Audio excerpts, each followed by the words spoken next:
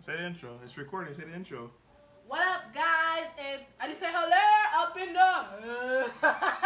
I'm used to it. Alright, what's up, DBS fam? Eddie Hilaire here, Team Full Team Captain, coming at you live today with another deck profile. I'm gonna do today's deck profile on a deck that I ran at this single deck Game Ones Are Us. Especially, this is for the Broly chat people, the Facebook group. I just spoiled it, the Bro leader. I still think this leader is very viable because this format is kind of dominated by Topo right now and then Endless UI Goku. But with this, if you attack with any of your battle cards first, they can't really counter your guys. And especially with Zeno button going down to 0 essentially, you're not going to see people just get to 4 mana or 4 energy just willy-nilly like that. Untapped anyways. So with this, yeah, you could untap it next turn or whatever it is, but if it's already on board like the 6 drop and the 8 drop and you swing, you can't use the UI Goku, which is why I really like this leader. So let's get into the deck profile real quick. Of course, the Bro leader, you guys already know what it does. The front side, you use it to grab your 1-drop Broly, so always mulligan them back. That's the only target that I want to grab for this leader ability. Back side is sparking. If you have, I'm pretty sure it's 7 cards in your drop, you get to draw up to 6 cards in your hand. So I also love that ability. It's pretty good. So draw 1, untap 1 leader. So alright, my concept on this deck, you'll only lose if you break. So I like to see 4 of everything. The reason I like to see 4 of everything is because once you pass going on to the 4, 6, and 8 drop, you just pitch cards from your hand. So once you see 4 of everything, you find actually what you want, you hold it in your hand, and you pitch the other 2 in the drop, and you're good to go. So I run 4 of everything, including this 1 drop. Because I've seen horror stories where people run 3 of this, and then 3 is in their life, or 2 is in their life, and 1's in their hand. I didn't want any of that story. Actually, fun fact, happens to me a lot of the time when 1 is in my hand and then like 2 is in my life at 4 and the last one's in my deck. So run 4 of these guys is pretty good. I'm gonna show you why you should also run 4 because I run another card which is pretty good with this. And it allows you to pretty much control your life if you're at 1. I mean if you're at 2 to go down to 1 without just hard casting it. So run 4 of the 1 drops. I also run 4 of the 4 drops. This is what you need to just get your chain going, of course, because from the 1 drop, you just throw it in the drop. You take up to 2. I mean, you take up to 2 life when you send it to the drop to play this. So it's pretty good. This also lets you control the board state. If they have it through a low on board, you get to pick a card from your hand and pop it. So this is pretty good. Now this is why I actually run this deck. So I love it. The 6 drop. People forget about this permanent, but the only thing you could do to it besides a normal negate like Nimbus and We Scourgeon, you can't topo this guy. So it's hard for your opponent to stop, especially like against Beerus. They love topo. They love leaving 2 open for topo, and I'm like, you can't negate it when I attack with this guy. And they're like, oh snap, well, I just attack. Another reason being why I love these guys is I'm gonna show you the combo later. But there's a way you can get around Beerus with this deck. The Beerus that comes into play, that when you tap, I guess, a red and yellow, and you come into play with it, and you pop a 30k or lower, I'll show you how to get around there with this deck. It's so super easy to do it. So you have to run 4 of these bad boys. Also, moving on to the next card is going to be the 8 drop. Have to run 4 to 8 drops. Love this. I don't like ratios of 3. I just don't like it. I love 4 ratios. This does the same thing as a 6 drop. The only difference is this gets past barrier. And it's a 35k double strike. Like, that's pretty much insane, guys. And base off rip, you don't have to worry about getting Beerus because it's higher than 30. So this right here is a must. If you don't have it, I don't recommend you running it. Yeah, it's a one of because it's a secret rare. But like this single-handedly like helps you beat like decks like Hatchak and any other deck because you being able to control the board state, especially if you swing with this first and then I mean, you drop this, right? You pitch your old hand, whatever it is, you swing with this, you swing with this, and then somehow they survive, you just swing at your leader and you draw 6. This is just insane advantage. So have to play this card, in my opinion. And pick it up now because with the new support, looks like it's gonna go up in price, guys. So please pick it up. Alright, so now going into a card that not a lot of people run in this deck, and I think it's a must, is gonna be 4 of these bad boys. So what these bad boys do essentially, you top 1 card and then you could send this to the drop and then play your 1-drop Broly. So decks I use this against is the Baby Vegeta deck because against the Baby Vegeta deck, you don't want to just willy-nilly summon your 1-drop Broly and then take 2 life. Because if you take 2 life off rip, you're playing at a disadvantage because they're swinging twice a turn, and then off rip you're at 3 life because that 1-drop Broly is gonna lead the board regardless. Like whatever you do is gonna lead the board. If they neg it with their 5-drop and in the ape, you're playing at 3 life, and that's not a good place to want to play. So how I usually start my turn is use my leader ability, grab their 1-drop Broly. If they attack with the baby Vegeta, I combo the 1-drop Broly off, and then just later on in the game, if you could get for sure to pass turn 3, you'll win that game. You just have to stall them. That's all you have to do, and make sure your life is very healthy. But going first, another reason why I play all 4 of us, because if you go first with this deck and you're able to establish your chain, like sit on your 6-drop by turn 2, like you're good to go. You don't have to worry about the baby Vegeta matchup because they're not going to be able to neg your leader because you're just attacking. It's not going to be good for them. But if you're going second, you have to be able to defend. And being able to defend allows you to bring this bad boy out and then start doing some work later on. So, have to play 4 of these in my opinion. This, I see people play it at 1, see people play it at 2. I play it at 3 because you want to see it because, like I said, guys, once you get to turn 3, turn 3 is your favorable spot. Because if you could establish 2 Broly chains online, like a 6-drop and an 8-drop on board, it's pretty much GG. It's hard to get rid of that. Because like I said, you can only have 2 guys in play.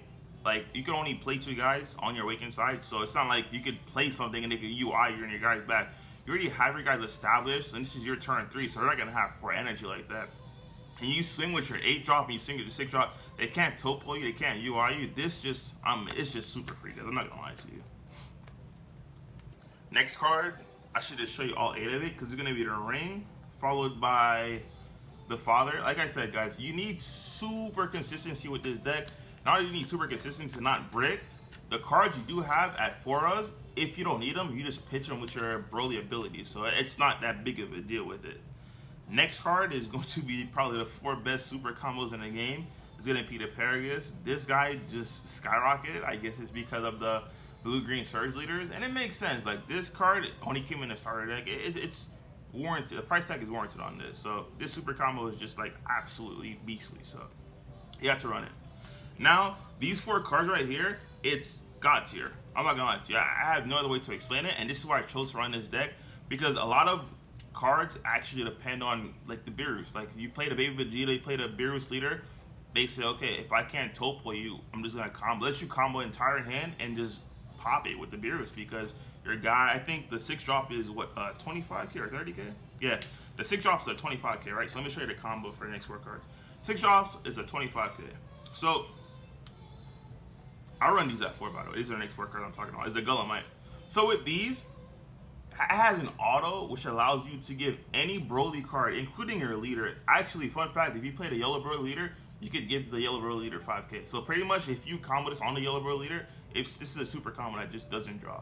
But getting back to this deck, if I'm swinging off the game with this, I love doing it against Beerus because they don't use Acronym, they don't say anything because they'll just slash. Like, I'm about to just Beerus pop this.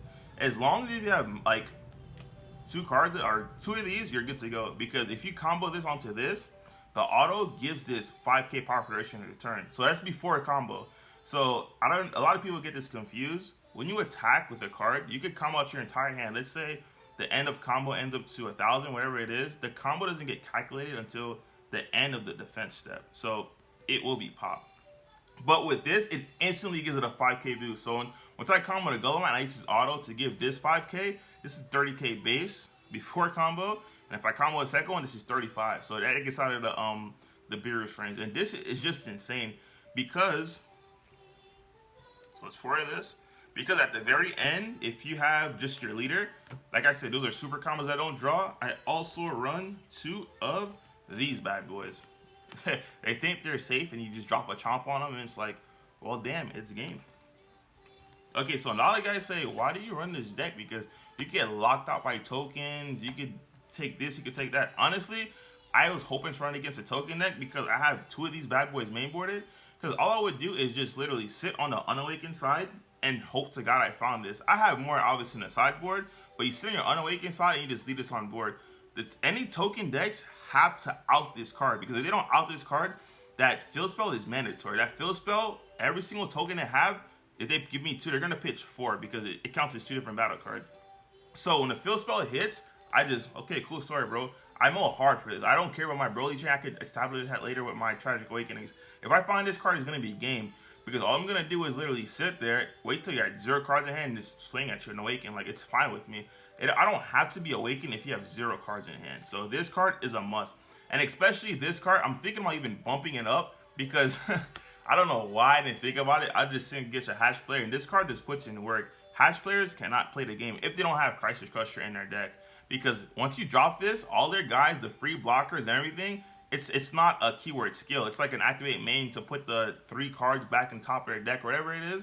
This card says, all right, cool story, bro. You could have it. Just make sure you pitch me 2 cards before it. So this card is bonkers, bonkers, bonkers, bonkers. So I play this at 2 right now.